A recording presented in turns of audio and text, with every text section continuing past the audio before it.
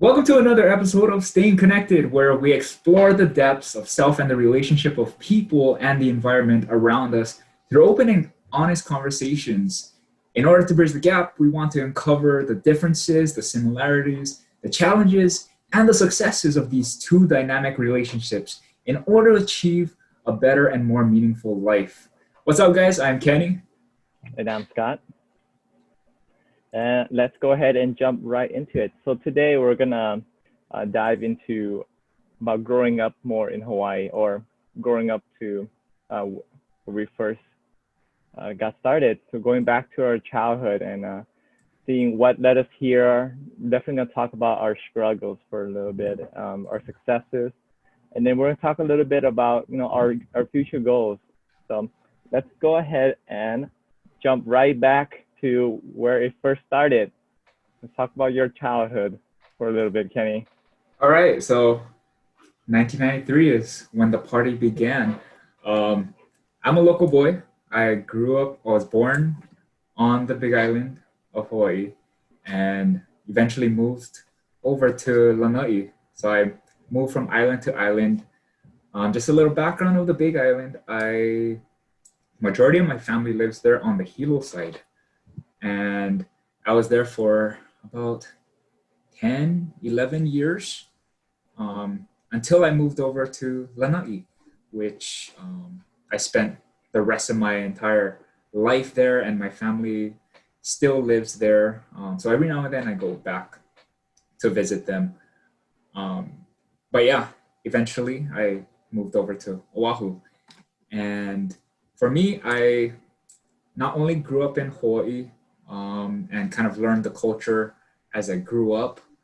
But I specifically grew up in a Filipino household. My mom, she is Filipino, but born in America. She's second generation Filipino American. Her mom and the rest of her family moved over to Hawaii, decades ago. And yeah, so she adapted to not just Filipino culture, but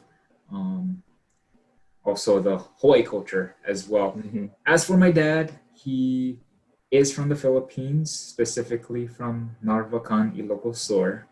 And he and his brothers moved over to Hawaii to, live the American dream that we all try to imagine. Yeah, we're all striving for. And from there, I guess I grew up with all boys in my house. So my mom had to deal with a lot of, all these a lot of manliness. Yeah, it was like a WWE competition every single time. Oh, yeah. But aside from that, so we are a family of 5. And growing up in Hawaii, it was quite interesting for me because, for anybody growing up in Hawaii, because of course, like the cost of living is pretty expensive. Mm-hmm. And I guess for my family and I, we weren't like in the most like luxurious home kind of thing. So I guess my family or my parents had multiple jobs in order for us to live under a roof and all that. Mm-hmm. And for my brothers and I, were 3 years apart. So growing up, when we couldn't work still, our parents would kind of switch off when it comes to working and all that. And along the way, my brothers and I had to adjust, I guess, not having like both parents in the house at the same time because of the work schedules and all that. Mm-hmm. So every now and then, we would have everybody in the same house, but just for like a couple of hours, and then boom, mom or dad had to go work their second shift somewhere. Do you think that made you and your brothers closer? It did, but I think just personality differences, especially at a young age, you tend to be in a little bit more conflict. For my brothers and I, we I think my older brother, I had a closer relationship to. Right. My younger brother was like totally the opposite. And Was he because he's more mature and you're just more yeah, akin to him? yeah. And what is it? So we all were, yeah, 3 years apart and different personalities. And yeah, so what is it? We kind of fought here and there. And Mm-hmm. along the way, we were forced to just kind of mature and try to take more responsibility because our parents weren't around as much. And yeah, like I said, we didn't live in any luxurious home kind of thing. Like I can remember living in like a one bedroom Mm-hmm.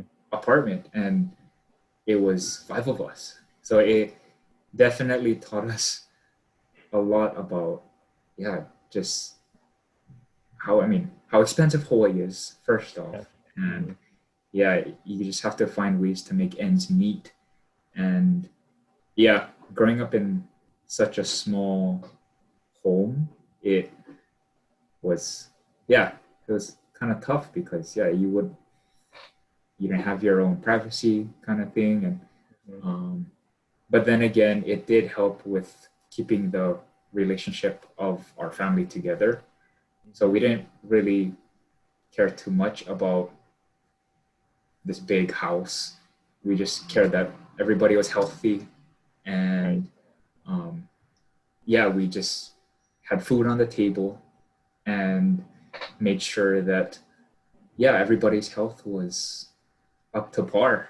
And yeah, I would say like the beginning years, so like throughout elementary and middle school, that was kind of a time where yeah, we're all still young and immature Mm-hmm. and um, make mistakes and all that, which we'll eventually talk about later on. But yeah, for for growing up in such a, I guess, small house with a small household kind of thing, it really forced us to, yeah, challenge ourselves as much as we can at a young age. So, learning how to cook at a young age, learning how to cook rice, learning how to clean, and I don't know if it's just Asian culture, but yeah, it's learning how to cook rice is key, and um, cleaning up after yourself is also important as well. So I had strict parents um, growing up, so that really helped me become who I am today, which is I guess more disciplined and organized in a sense. And yeah, from there, I guess one of the most critical moments of my life, which eventually opened my eyes to just knowing that there's you got to take responsibility when things go bad. So back in how old was I? Seventh? I believe I was in seventh grade. Yeah.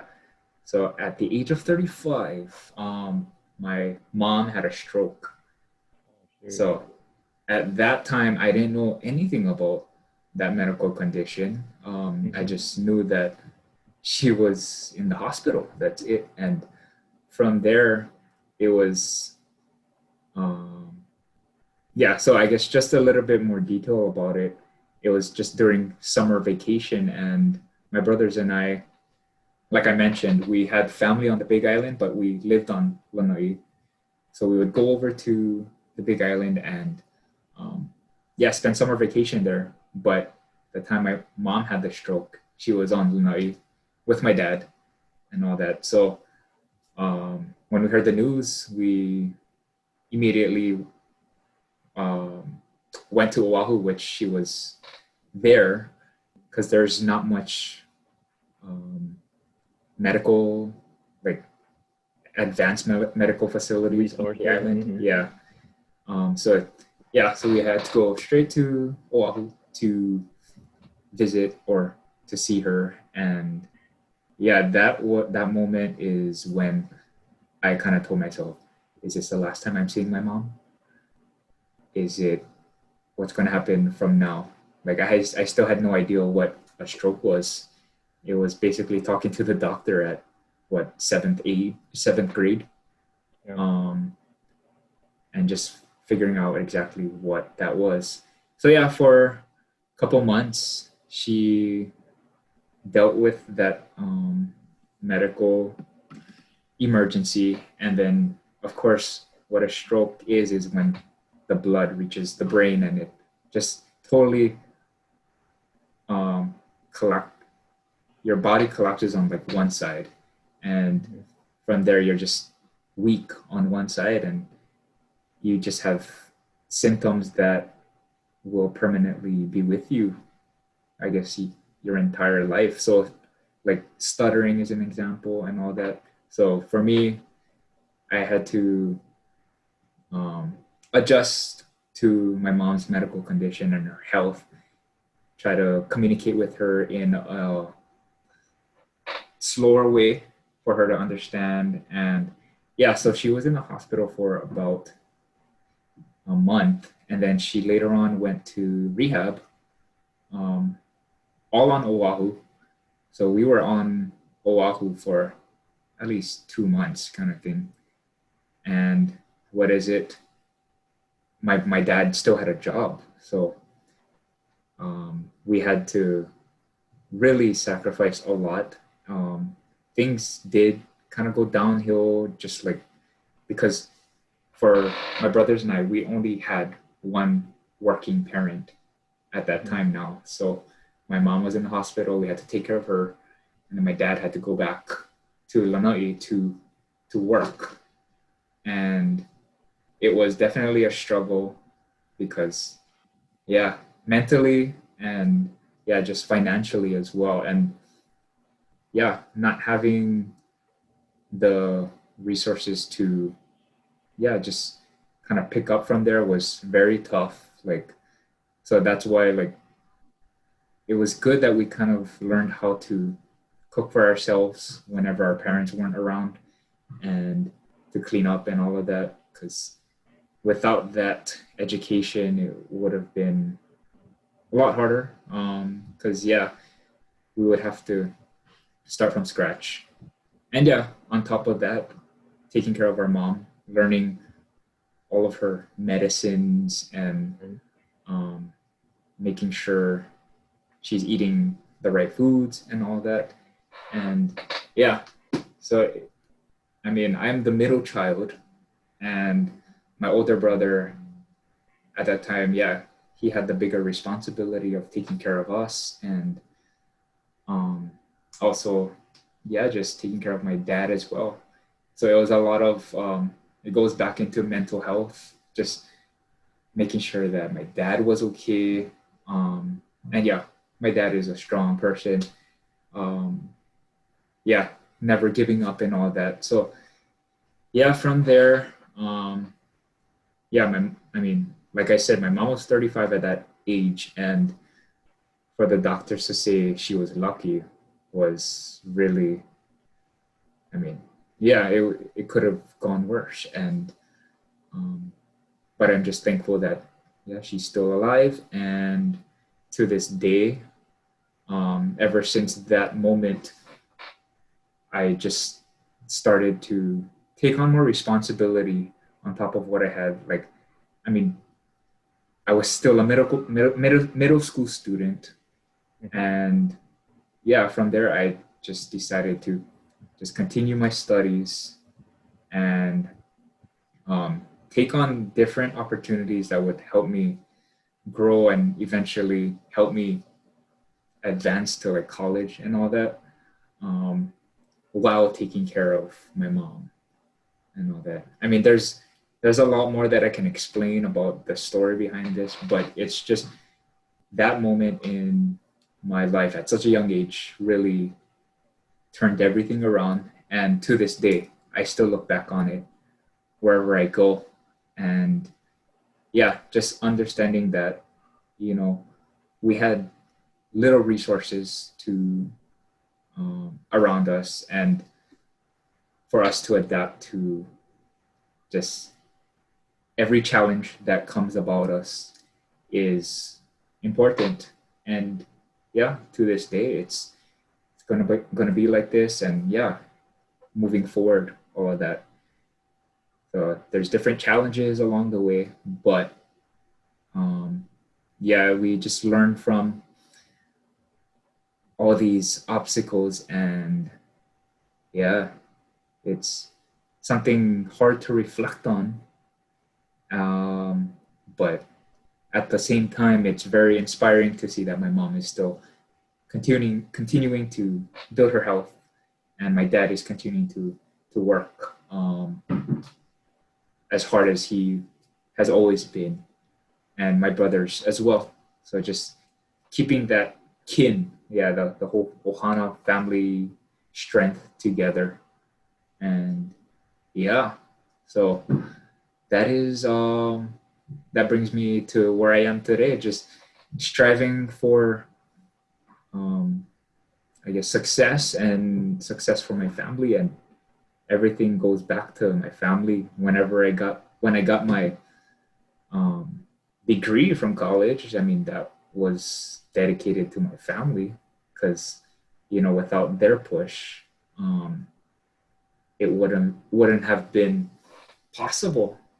Um, and yeah, just understanding how far my ancestors have come from the Philippines to Hawaii made me realize that, yeah, if they can do if they can travel that far, why not me? Why can't I travel far and beyond and work hard as they did? And yeah, it's just uh yeah, I'm very prideful in just my family, and just the distance that they went in order for us to have the life that we have today. Um, and yeah, we're continuing to just go through different challenges and make sure that everybody around us is being taken care of, not just family, but friends and all that. Um, and yeah, that's kind of just the gist of it. And yeah, we can talk more about it later on, but that is just a quick background. Yeah. Yeah, so thank you for sharing that vulnerable story. Mhm. No, that's actually the first time I heard that story for as long as Mm. I've known Kenny. Yeah. I know it's not easy sharing that story because Mhm. it could be very traumatic for a lot of people. So thank you for sharing that, Kenny. Oh, I yeah. do have some questions and some thoughts Oh, about yeah. that. Well, the first is I'm glad there is a happy ending. Your mom is recovering. That's a Yes. great thing, and everyone in your family seems to be prospering. But let's go back a little bit. So when that was going on, and we'll dig a little deeper. Yeah. And if you could remember, like at any time when that was going on, did you have any thoughts of like, oh, why did this happen to me? Like Mm. we don't have that much already, and it keeps on getting piling on. It's getting piling up. All these problems keep coming. Why is this happening to me? Did you ever have these thoughts? Mm. And then second question is like, it seems like you and your brothers had to mature and grow up a lot quicker, Yeah. than you should, and all of that is probably contributed to you guys' success for sure. So my second question and would be that you know at what point did you say, okay, I'm gonna be successful no matter what? You know, Mm. so let's go ahead and go back to the first question of like, oh, your thoughts about like, having any negative thoughts about like, oh, why is this happening to me? Yeah. I mean, at that time, I never really thought about that question, or I just knew that I had to step up Mm-hmm. and take as much responsibility as I could, because there, yeah, my dad was the only person working, and um, my brothers and I, we all had school, and yeah, from there, we just had to reach out to people um, like family friends type of thing, and just ask like, hey, yeah, could like we need help with doing this, like picking up groceries and all that. So yeah, just reaching out to family friends was always something that we did. And yeah, I mean that question about why did this happen to me? No, it's yeah.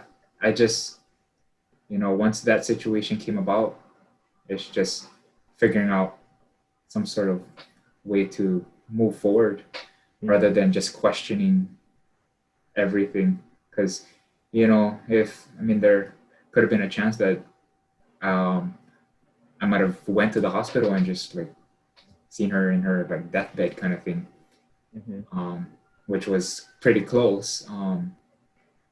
So yeah, it was just stepping up and not caring too much about why I was the chosen one to deal with this College challenge. crisis. Mm-hmm. Yeah, So very and interesting thing you said yeah, there about like not it not being a thought in your head.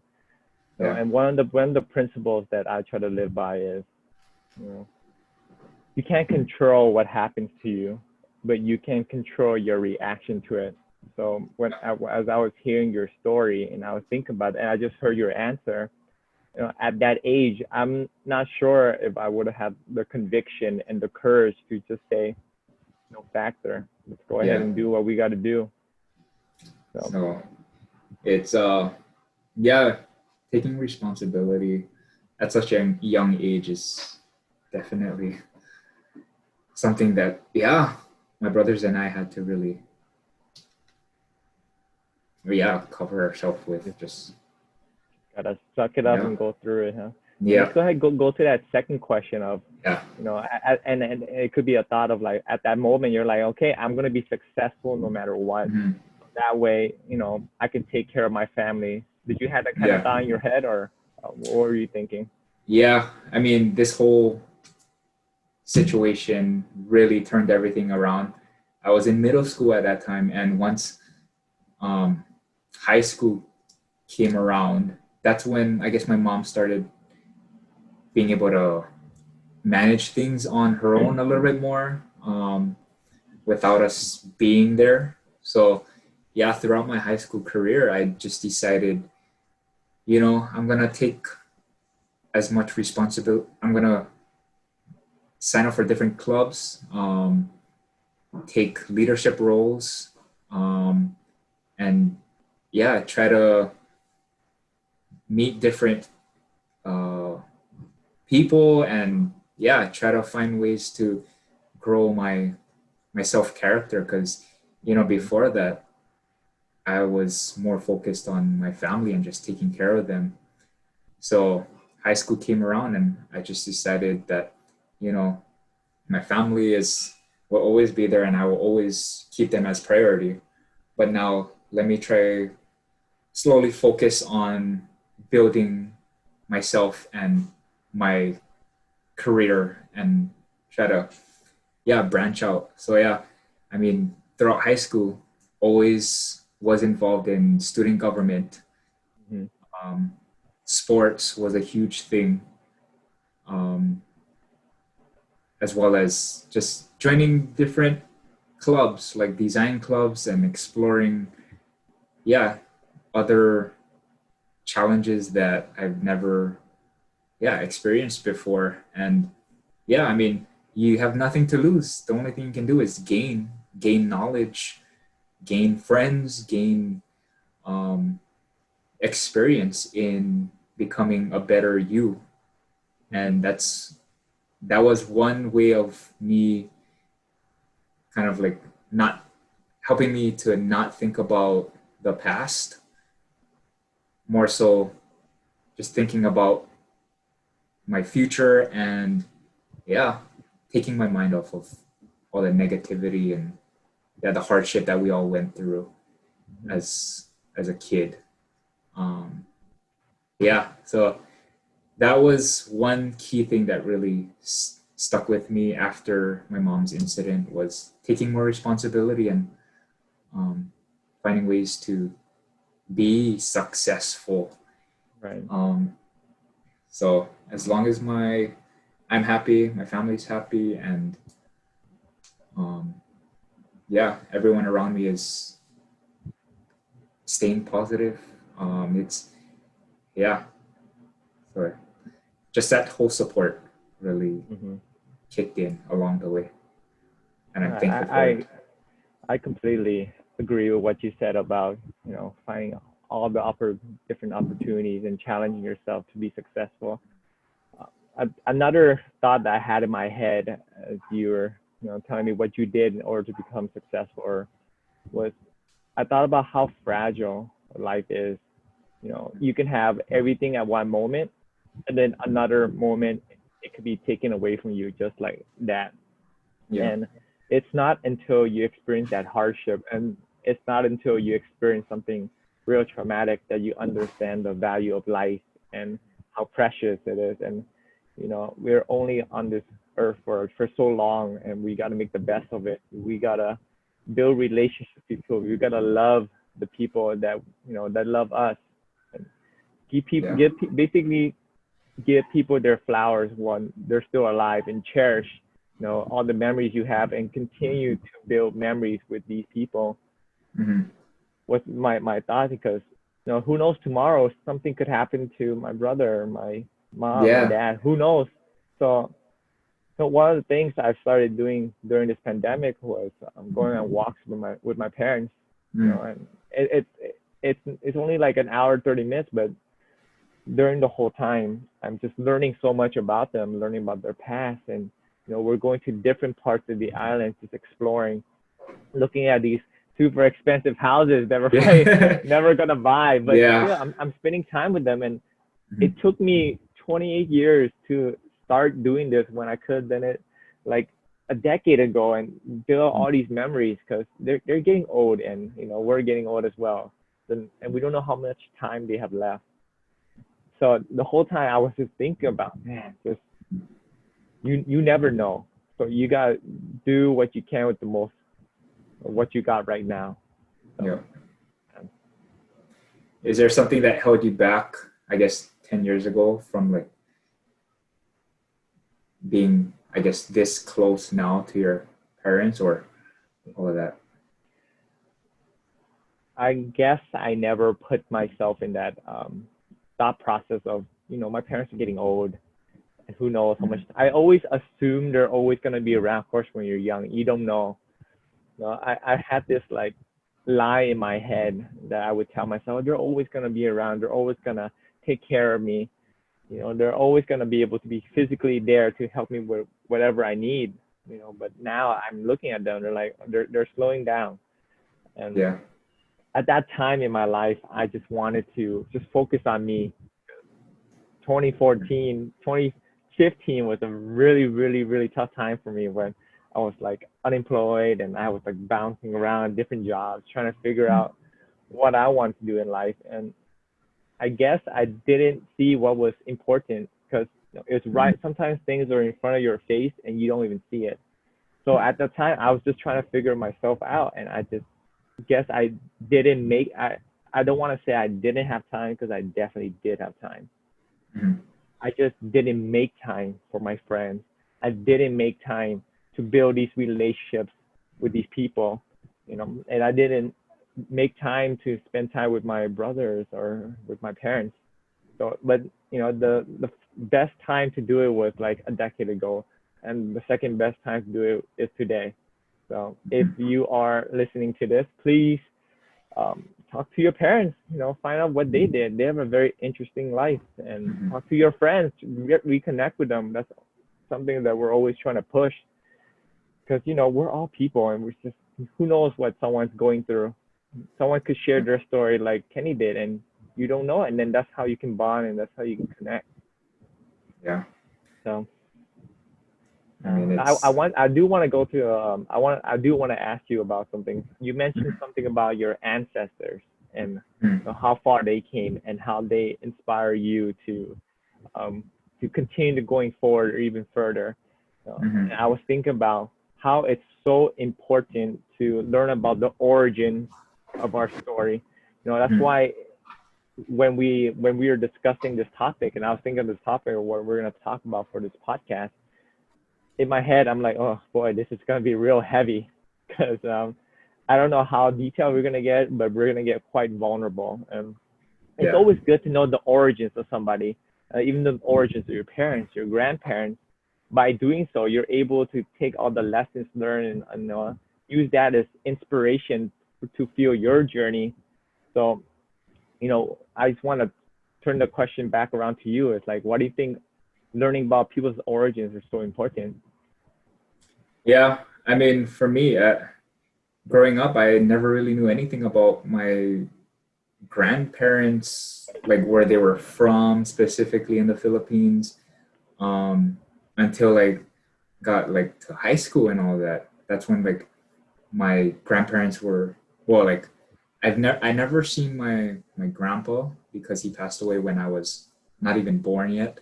But my grandma, um, yeah, she was the closest thing that I could connect to kind of help me teach me about Your where our family culture. came from and all the culture. So yeah, it was during high school where I just decided, let me learn a little bit more about our family and where we come from.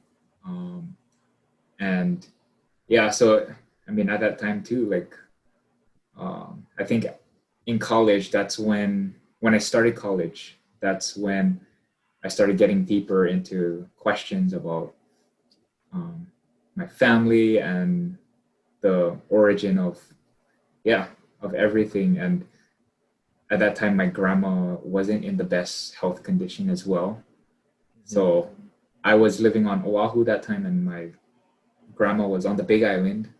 Um, so yeah, I would constantly call her and also visit her whenever I had a break and all that.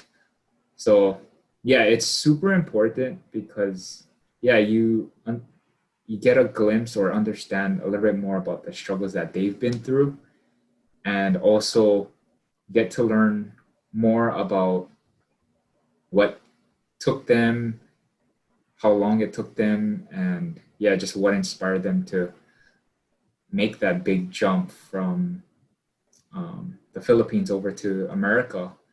And yeah, I mean, of course, we have that idea of the American dream and being able to strive for success. Um, but it wasn't that whole imagery of it wasn't reality when they first got here. They had to work super hard, work in the plantations, work in the papaya fields specifically, sugarcane fields.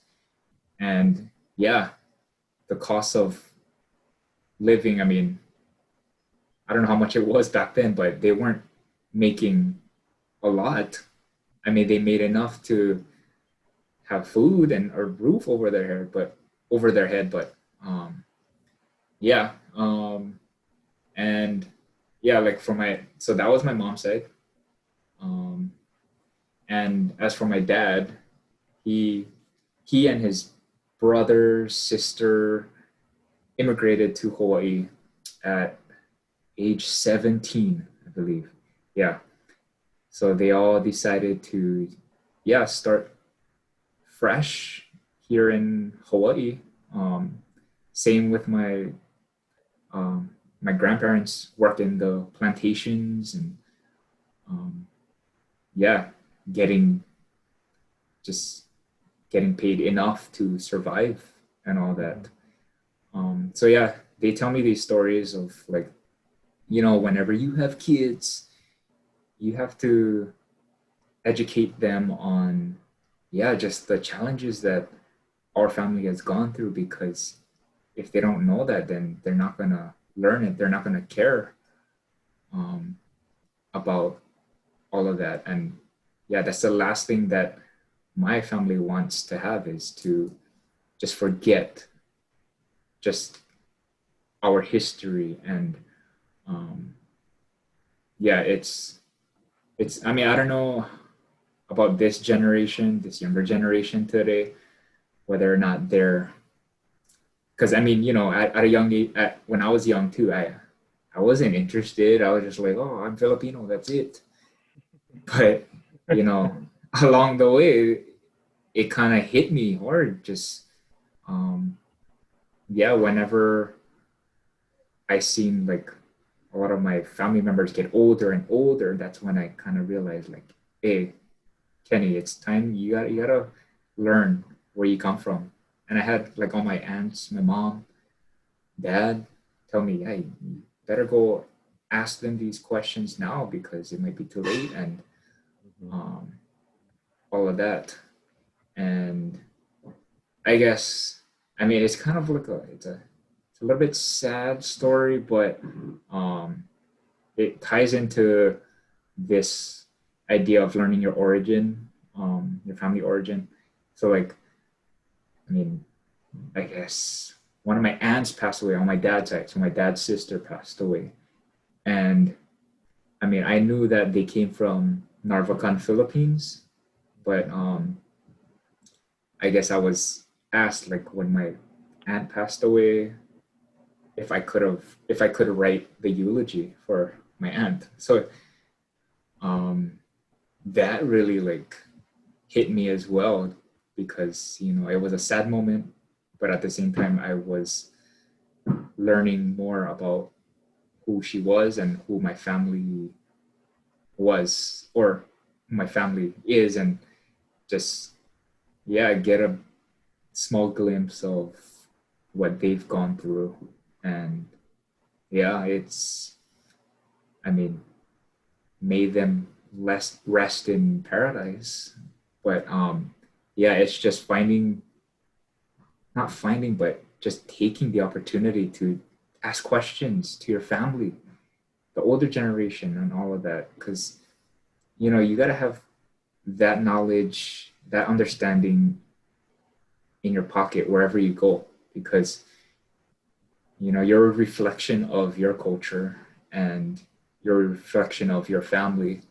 And you go through, yeah, these challenges, and it's you're gonna spend time to reflect on what they've gone through. And yeah, so I'm kind of getting mixed thoughts right now. It's like just Yeah, um I yeah. definitely agree with what you said about, we're a reflection of our culture, and we're a reflection of our ancestors. We're a reflection of, you know, the people that have come before us. And just a quick story about, I wasn't born in America. I was born in Vietnam, right? And over there, the culture and the traditions and, what's common there is completely different to America. So when I first immigrated to California, San Diego, I believe, I went to this uh, I believe it was a preschool. Anyways, I didn't speak a lick of English. I didn't know any words. Maybe eat was like my favorite word because That's that's the only important. thing I knew. Yeah. I like eat. And I would just like sprint to lunch. Um, but anyways, like my mom would make me food, and then I would eat that food, right? And then like all the other kids, of course, I didn't understand what they're saying, but I understand their gestures. They're like pointing and laughing at me, and at even though I couldn't understand them at that moment, I was I was angry at my culture. I was angry at my mom. It's like, why did you give this to me? And then all these kids are gonna ridicule me. They're gonna make fun of me. Mm, And throughout a couple years of my life, like when I came to Oahu, and then I went to high school and such, I had like a resentment towards the Vietnamese culture because everyone would make fun of us, and they'll make fun of our accents. And my last name is extremely common amongst the Vietnamese community, so you would hear every single person butcher it, you know. But it wasn't until I think after college that like you said, I had a moment of realization is that am I gonna spend the rest of my life resenting my culture, where I'm from, the food, the people, the language, my last name, my heritage. And it became a life goal for me. Like, let's say, for example, if someone were to, say my name incorrectly, then I wouldn't get mad. I'll be like, oh, uh, thanks for trying, but here's how you pronounce it. And then I would educate them. People from different regions on the mainland, they pronounce it differently, but this is how I pronounce it. Yeah, I made it a little bit easier for you. And then like when they ask me about recommendations for food, like other than pho and like summer rolls, hey, try this, try this bún bò Rio. Next time we go to a Vietnamese restaurant, I'll introduce you. But there's different foods around different regions. Like a lot of Vietnamese restaurants here, they're mostly based off of the south, but there's like delicious food up in the north, east, and the west that they haven't brought over to Oahu yet. Like going back to my story about just resenting the language, and like when I was in public, when my parents or my brothers would tell me something in Vietnamese or ask me something in Vietnamese, I felt almost ashamed of like replying in Vietnamese because all these Mhm. people would look at us weird, like we're speaking an alien language. And at that Mhm. time, I kind of just gave up on like learning more about the language. Of course, my listening is great, but my speaking and my writing is horrendous. Mhm. I wish I could have stuck with it. And I could have learned more. I could pass it on to my kids. This is the language that your ancestors spoke. This is the language that your great great grandparents spoke. And now that I look more into it, the Vietnamese language is a great language. With the Mhm. different tones and the different pronunciations and different idioms and such. So I came to learn that I'm in fact very proud of my language. I'm very proud of my culture. And, it's ironic because I'm basically diaspora, because I haven't been back to Vietnam in over 20 years, the 2 decades Wow. worth. So Vietnam has changed so much. Mhm. So for me to um, be so attached to a culture and language that has evolved without me is kind of like paradoxical. It's like Mhm. also kind of like funny, kind of ironic. But Yeah. I'm glad I'm learning this lesson now because if I kept going this way, I wouldn't have passed my language on and my culture on to my kids, and it would have ended at my generation. But I'm gonna do my best to keep passing on the teachings Yeah. and my culture and my Yeah. language and everything because I think it's important for them to learn where we came from because we spoke about how important origins are. Mhm. In addition to like learning the language and the food and all that, is there any other aspects of Vietnamese culture that you're trying to learn more about to kind of reconnect with it even more? I think the most important one would be history. I don't know much about Vietnamese history. The only one that my parents have told me because they've gone through the Vietnam War, right, is that all they have these stereotypes about northern Vietnamese because it was the north versus the south, right? And the north one, obviously. So since my parents are from the south, they have a lot of prejudice and they have a lot of stereotypical insults towards anyone from the north. So just a little bit more information on the north now. They do speak a different tone, and you can tell if someone speaks from them, someone from the north speaking Vietnamese because they have this like nasally tone to their voice, and it's a unique sound. Um, but I don't know enough about the history. Like the only Mhm. thing I know so far is like North is bad. No, but I do have some North Vietnamese friends that are like super awesome. They introduced me Yeah. to their food, and then their parents are great too. So just like the history, we're learning in America, it's not enough. That's just what you know Mhm. basically what the winners want us to learn. But I've learned that you gotta dig a little deeper to learn. Okay, what Mhm. happened before that? Because apparently there was this king of Vietnam and his last name was Nguyen. And that's why a whole bunch of people's name is Nguyen because he made it a Yeah. decree to turn everyone's last name into Nguyen. If not, he would kill you. Mhm. So I did not know that. So I'm going to continue learning more about history because uh, history does repeat itself. So I I'm looking at the different causation and correlations with Vietnam right now compared to the past, and Mhm. we'll see where it goes. And hopefully one day I want to visit Vietnam and take a look at the relics of the past and the Mhm. history, and compare that with the future of Vietnam, and see where it connects, just like staying connected. Um, Yeah, but I'm super sad. I love learning about history, like the that is people. awesome. And when I do go back to Vietnam, I want to talk to these people. Like, you were there during the Vietnam War. Like, how was Mhm. it? This is what the books say. I want to hear your Yeah. experience. So, I mean, I really praise you for just, yeah, staying connected with your culture. I mean, through language and food and history. Yeah, history does play a huge role in understanding just everything that these people went through. And for me, I've never been to the Philippines. Or I get questioned that a lot too. Like, oh, so you're a Filipino? Have you been to the Philippines? mhm. That's an automatic question I get. But yeah, I've never been there. I I don't speak the language, but I'm starting to learn a little bit more about the language. I mean, you're inspiring me to learn it a lot more. And yeah, just talking to just other Filipinos on just the whole culture, and eventually one day I'll make a trip over to the Philippines and yeah, probably do the same as you, like just walk around and ask people like, oh, so yeah, just anything, just Mhm. be curious and all that. Um, I mean, yeah, there's so many different islands that make up the Philippines and different dialects, all of that. So it'll be interesting to dive deeper into what exactly like my own family's Mhm. history is. So, and yeah, like the point that you made about the king and Mhm. your last name as well. It's yeah.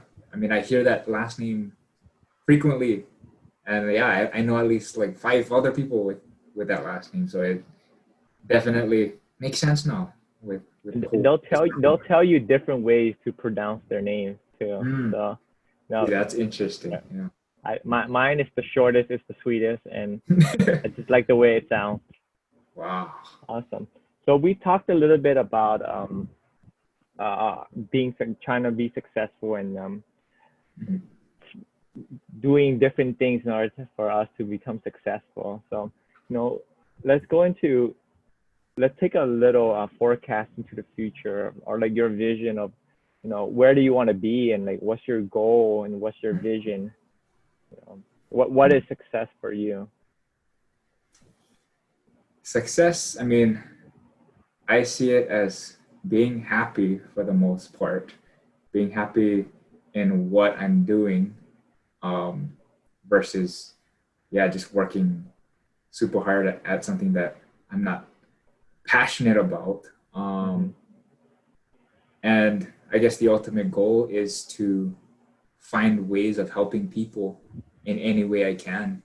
Like for me personally, I do want to start up my own business, whether it's a restaurant or um, like, because right now, I mean, I work in media. Um, so anything that would help me connect back to my culture Mm-hmm. um, through media, that's another route that I also want to take. So um, possibly like, yeah, like an online um, cultural magazine or podcast. Yeah, just like that. Um, yeah, so yeah, as long as I'm happy and I am finding ways to help people around me, yeah, that's my ultimate goal. So simple and yeah, right I'm the there. same. I'm the same as you. Mm. You know, for me, it's tough because I have financial goals, and in order for me to be truly free, I need to be able to live off of investments, and so that way I don't need to be at a job in order to make my financial ends. So Mhm. that way, probably one of my first goals for the next 10, 15 years is to continue building my investment. So that way, in the future, it can pay for all my business endeavors, personal endeavors.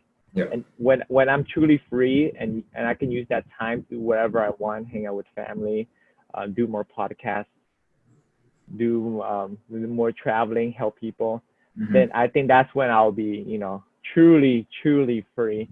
But as far as like the goal and the vision for this podcast specifically, I think me and you talked about it for a little bit, but we want to create like a little community where we're all Mhm. helping each other. We're all challenging each other, elevating each other, learning Mhm. about different cultures, learning different ways to communicate, learning different ways to lead people, learning different Mhm. ways to um,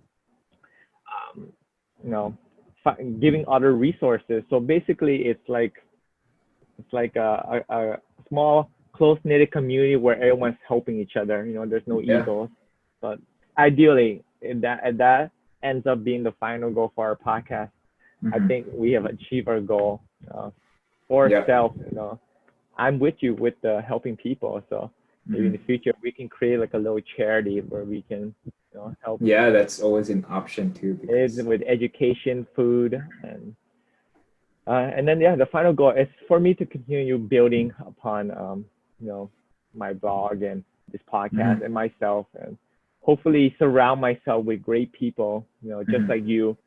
We're continuing just to inspire each other and motivate each other to do what's good for the planet, which is helping people in need and Yeah.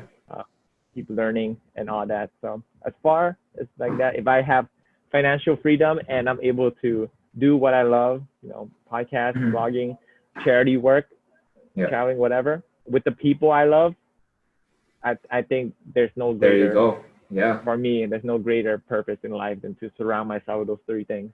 Mhm.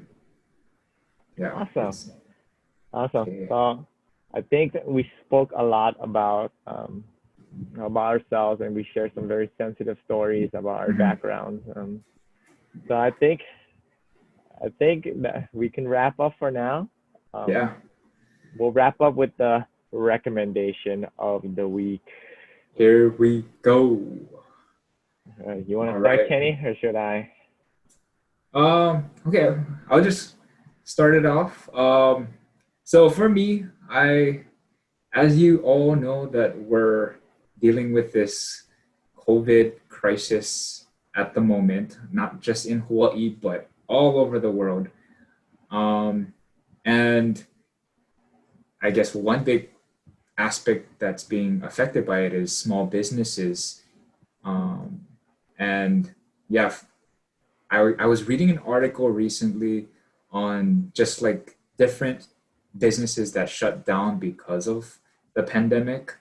And a lot of them were like these mom and pop shops that I used to grow up going into. And yeah, to find out that they're now permanently closed is sad. So I guess my recommendation of the week is to just continue supporting local. Small businesses really need the help right now, whether it's ordering takeout from that mom and pop shop right next door, or um, a lot of these small businesses have switched over to virtual shopping as well. So any purchase really makes a difference, and continue to do that. I go to farmers markets as well. That's another great place to support local. For me, I like to talk with these vendors as well and see how they're doing. I went to the farmers market yesterday actually, and um, yeah, like just a simple question of like, oh, how you guys doing? You guys, business is going good for you guys. I bought vegetables from a farmer, and of course, they said it's definitely tough. It's been tough since the beginning of the year, and that question really helped them to really help me to understand how they felt about the whole situation. And um, yeah, I wanted to do my part in just supporting them as much as I could. And yeah, I just want to yeah, let you guys know or ask you guys, encourage you guys to continue supporting these small businesses because they need the help as much as they can. And yeah, small businesses really make a huge difference in our, I guess, economy. And it's, yeah, so continue to support local as much as you can. And yeah, ask questions to these vendors and find out what their story is. Yep. But you are definitely practicing and preaching, staying connected. And Mhm. no, I like how you said about just talking to them. Mhm. They're just people like us struggling too, and it's good to know their story, their origins. How they came to be. As we just discussed. Well, great. Yeah, do support local businesses. For Yeah. myself, it's something I've been doing for a couple of days now. It's called the Wim Hof breathing method. WIMHOF. So Mhm.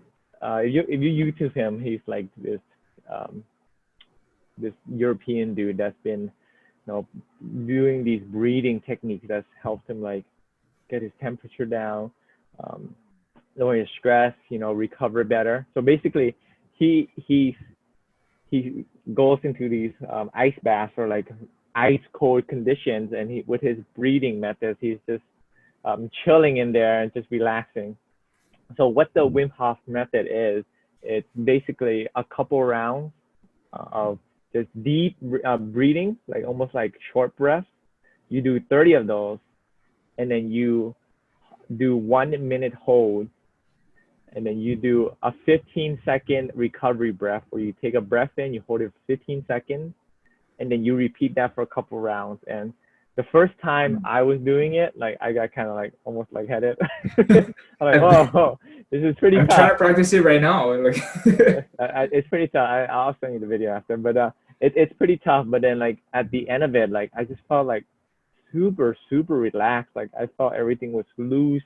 Mm. Like I felt like my body was just light, and then like I slept like a baby that night, and I felt like all my stress was gone. And that's one thing we don't do enough, Mhm. especially during this pandemic, because we're so stressed. We forget to just breathe. That's Take a one breath. one one of those things we do automatically, but it's something we should practice more of. Just deep breathing, and Wim Hof method is one that I highly recommend. If you feel like you're about to pass out, please breathe. Don't do the whole video. Yeah, I was a minute foolish, is kind of long too. but that's the secret. Like the second, third round, it was like very easy for me. So yeah, I highly recommend that. Like, and the research shows that you recover better, great for Mhm. stress management. It just overall better. Ideally, you do it twice a day. I just like to do it at night because I'm just laying in bed. But Mhm. yeah, try it out. Wim Hof breathing method. You YouTube that. It's like this 11-minute clip. Oh, see, 11 minutes. It's not a whole lot of time, so it got time right before bed. I'm gonna try to do that tonight. Just like practice my Try breathing. it. Don't pass And out though. I know I will try not to. If I don't make it to the next podcast, you know Yeah, why. it'll just be me. Black screen right there. That's me. All right. All right. Well, all right. Thank you guys for joining us for another Thank episode of Staying you. Connected. Thank you for gathering, growing Growing together. together. Stay Awesome. connected. We'll see you next time. Peace out.